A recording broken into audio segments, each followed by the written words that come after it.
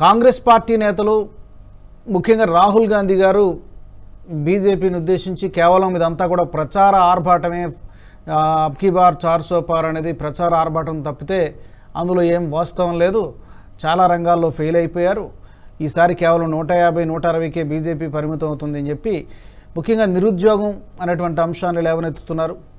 అలాగే పేదరికాన్ని గురించి మాట్లాడుతూ ఉన్నారు. ఈ రెండు అంశాలని పదే పదే వేరు వేదికల్లో రాహుల్ గాంధీ ప్రస్తావిస్తూ ఉన్నారు.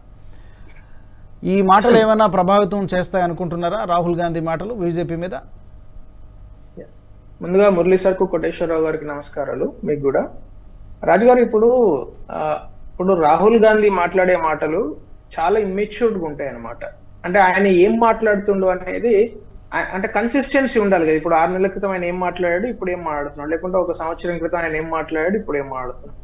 సో ఆయన ఏం చెప్తున్నాడు, ఇప్పుడు మొదట ఆయన 2014లో ఏంది ఉమెన్ ఎంపవర్మెంట్ అన్నాడు. అక్కడి నుంచి స్టార్ట్ అయింది ఆయన.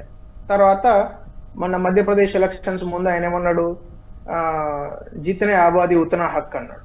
ఇప్పుడు సడన్ గా ఏమంటున్నాడు, పేదరికం. ఇప్పుడు ఇవన్నీ ఏంటంటే మంచి టాస్ బాల్స్ అనమాట. ఇప్పుడు మహేంద్ర సింగ్ ధోనికి గిట్ట మంచి toss ball, over pitch ball వేస్తే ఎట్లా 6 కొడతాడో అట్లా మోడీ గారు ఒక్కొక్క బాల్, రాహుల్ గాంధీ వేసే బాల్స్ అని 6 కొడుతున్నాడు. నిరుద్యోగం, పేదరికం ఈ రెండు అంశాలని హైలైట్ చేయడానికి ప్రయత్నం చెప్తాను చూడండి. ఎగ్జాక్ట్లీ. సో ఇప్పుడు నిరుద్యోగము 2014 కన్నా ముందు according to official estimates, NSSO estimates ప్రకారమే 7.98 అంటే అప్రాక్సిమేట్లీ 8% ఉండేది అప్పుడు unemployment rate between 17 and 50 years. ఇప్పుడు అది 3% తగ్గింది. అంటే 8% నుంచి 3% ఉంది ఇప్పుడు రైట్ నౌ. సో అంటే తగ్గినట పెరిగినట. అట్లాగే పేదరికము భారతదేశంలో అంటే ఒక్క మన దేశంలోనే కాదు, మొత్తం ప్రపంచ చరిత్రలోనే అతి తక్కువ సమయంలో అంటే 1 దశాబ్ద సమయంలో 25 కోట్ల మందిని పేదరికంలోంచి విముక్తి చేసిన ఏకైక కేస్ స్టడీ ఏదైనా ఉన్నదంటే 2014-2024 భారతీయ జనతా పార్టీ, నరేంద్ర మోడీ గారి గవర్నమెంట్. సో దీన్ని మనం చాలా ఎక్కువ ప్రాచుర్యం చేయాల్సిన అక్కర ఉన్నది. ఎందుకంటే భారతదేశం సాధించిన అతిపెద్ద విజయం ఇది. ఈరోజు పావర్టీ ఎలివియేషన్ వరల్డ్ వైడ్, ఇప్పుడు మన బిల్ గేట్స్ వచ్చి ఆయన ఇంటర్వ్యూ చేశారు. గేట్స్ ఫౌండేషన్ చాలా రెగ్యులర్ గా మలేరియా గానీ పావర్టీ పైన చాలా వర్క్ చేస్తారు ఆఫ్రికన్ కంట్రీస్ లో, థర్డ్ వరల్డ్ కంట్రీస్ లో.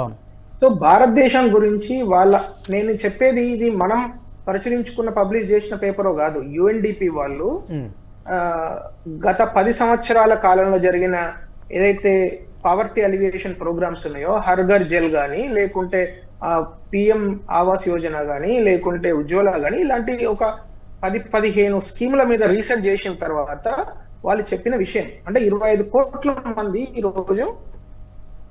ఈ వీడియో మీకు నచ్చినట్టయితే లైక్ చేయండి, 10 మందికి షేర్ చేయండి. అలాగే కామెంట్ల రూపంలో మీ అభిప్రాయాలను మాతో పంచుకోండి. Nationalist hub group of channels ను సబ్స్క్రైబ్ చేసుకుని తెలుగునాట జాతీయవాద జర్నలిజాన్ని ప్రోత్సహించండి. ఈ వీడియో కింద ఉన్న బెల్ ఐకాన్ పై క్లిక్ చేయడం మర్చిపోవద్దు.